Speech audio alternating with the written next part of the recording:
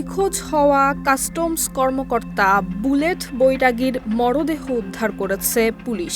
নিখোঁজের প্রায় ৭ ঘণ্টা পর ২৫ এপ্রিল সকালে ঢাকা-চট্টগ্রাম মহাসড়কের কোটবাড়ি এলাকায় একটি হোটেলের পাশের ফুটপাত থেকে তার মরদেহ উদ্ধার করা হয়।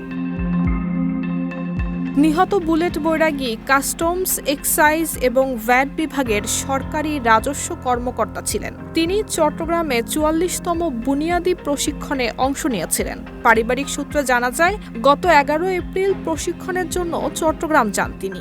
২৪ এপ্রিল রাত ১১টার দিকে প্রশিক্ষণ শেষে অলঙ্কার মোড় থেকে ঢাকার উদ্দেশ্যে রওনা হন।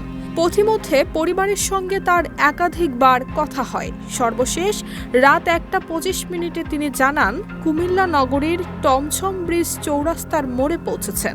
এরপর থেকেই তার মুঠোফোনটি বন্ধ পাওয়া যায়।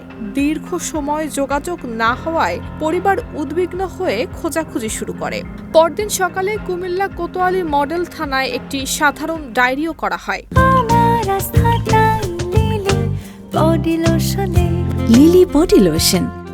এদিকে জাতীয় জরুরি সেবা 999-এর কল পেয়ে ময়নামতি হাইওয়ে থানা পুলিশ ঘটনাস্থল থেকে অজ্ঞাত পরিচয় এক ব্যক্তির মরদেহ উদ্ধার করে। দুপুরে পরিবারের সদস্যরা থানায় গিয়ে মরদেহটি বুলেট বৈরাগীর বলে শনাক্ত করেছেন।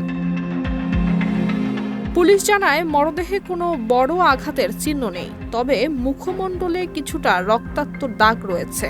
ঘটনাটি গুরুত্ব দিয়ে তদন্ত করা হচ্ছে।